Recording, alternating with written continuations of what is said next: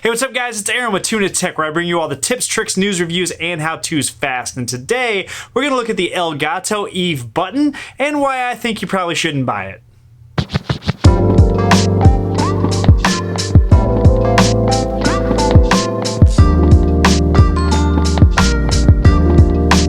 In the Elgato Eve lineup, they have a lot of smart plugs, sensors, temperature sensors. If you live in the UK, you might be interested in the Eve Thermo, which is something that you can attach to your old school radiator that'll help regulate your heat, as well as some smoke detectors and some room sensors, and just kind of a myriad of HomeKit enabled devices. The Elgato Eve Button is designed to be a physical and programmable button that you can use to control the scenes on your HomeKit setup. You can program the Eve Button to perform actions based on a tap, a double tap, or a long press. Now, some of the things that I do actually like about the Elgato Eve Button is I do like the design. It's got a nice aluminum side wrapped around the entire button, although I don't like the actual shiny, glossy top. It picks up a lot of dust, fingerprints, and just kind of gunk, so over time, it kind of looks not as fresh as it did when it first came out of the box. One of the other things I do like about the button is the fact that it doesn't require a hub to connect to your HomeKit network. You just have to pair it with your phone, and you can set it up through the Elgato Eve app to program and control your devices. And what I really don't like about this button is the fact that it only works with your HomeKit devices. So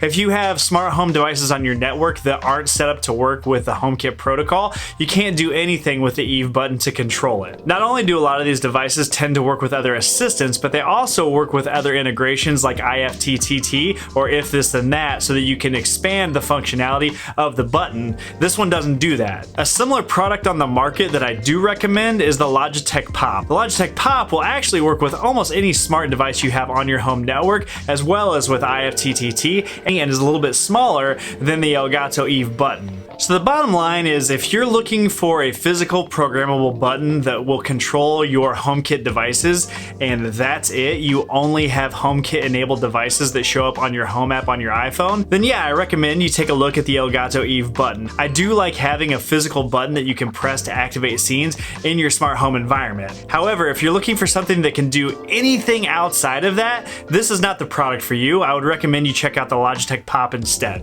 Thanks for watching.